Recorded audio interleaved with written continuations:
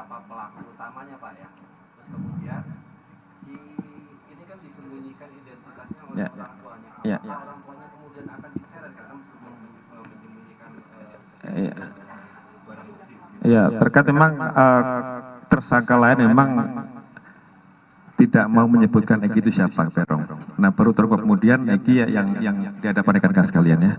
Terhadap orang tua pelaku atau PS sudah kita minta keterangan kemarin, baik itu bapak kandungnya, kemudian ibu tirinya, kemudian juga ibu kandungnya, kemudian juga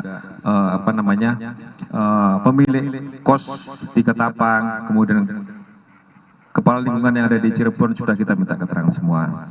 Terkait apakah nanti bisa kita pidanakan tidak, sementara masih kita lakukan analisa dulu terkait dengan keterangannya diberikan oleh orang tuanya. Jadi silakan rekan-rekan juga di situ ada pasal 221 ayat 1 maupun 2, silakan nanti kalian rekan-rekan pelajari ya. KUHP. Ya, terjawab ya, silakan. Ya. Dari mana?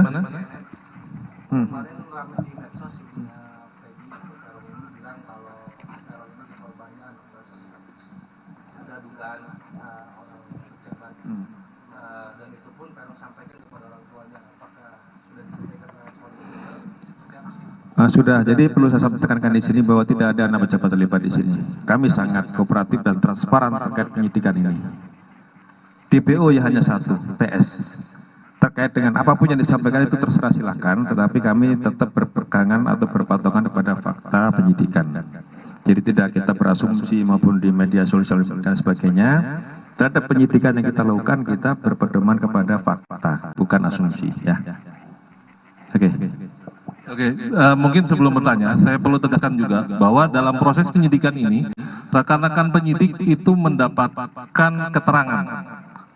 keterangan dari lebih dari 2 saksi, ya, lebih dari 2 saksi yang menyatakan bahwa tersangka PS berada di lokasi pada saat kejadian. Jadi kita bukan mereka berdasarkan asumsi.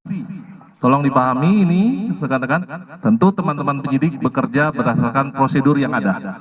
Ya, berdasarkan prosedur yang ada dan alat bukti serta barang bukti yang didapatkan. Itu mungkin yang perlu saya tambahkan. Silakan yang masih mau bertanya.